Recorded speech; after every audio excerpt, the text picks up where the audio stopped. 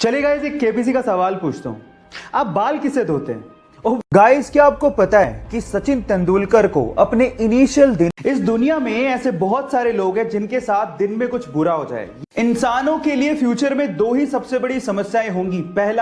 इंसानों के लिए फ्यूचर में दो ही सबसे बड़ी समस्याएं होंगी। पहला, पानी की समस्या और दूसरी कोरोना जैसी बीमारियों की समस्या। अब इन्हीं के ऊपर दो फैक्ट है मेरे पास। पहला फैक्ट, अगर किसी नल से एक सेकंड में एक बूंद गिर रही है तो पूरे साल भर में 11,000 लीटर पानी हम लोग वेस्ट कर देते हैं। अब दूसरा फैक्ट सुनिए।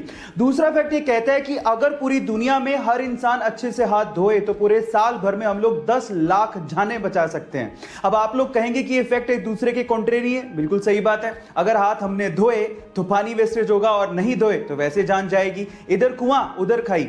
अब सॉल्यूशन क्या है आप लोग चैट। चलेगा, एक केबीसी का सवाल पूछता हूं।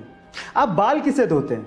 ओब्वियसली शैम्पू से। पर सवाल ये नहीं है। सवाल ये है कि जो शैम्पू आप लोग बालों में यूज करते हैं उसको किसने इन्वेंट किया था? कौन से देश में इसका आविष्कार हुआ था? ये सवाल है।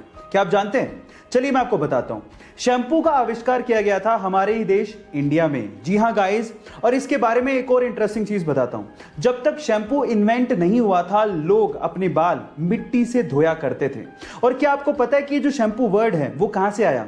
वो संस्कृत भाषा के चंपू वर्ड से बनाया गया है। चंपू का मतलब होता है मसाज। है ना इंटरेस्टिंग फैक्ट गाइस? क्या आपको पता है कि सचिन तेंदुलकर को अपने इनिशियल दिनों में मारुति 800 जैसी एक सिंपल कार खरीदने के लिए बैंक से 40,000 रुपए का लोन तक लेना पड़ गया था। और आज वही सचिन तेंदुलकर BMW जैसी कंपनी के इंडिया में one of the brand ambassador है। इन तस्वीरों से यह साफ होता है कि अगर आप में डिटर्मिनेशन है और अगर आप में विल पावर है तो आप लाइफ में कुछ भी अचीव कर सकते हो।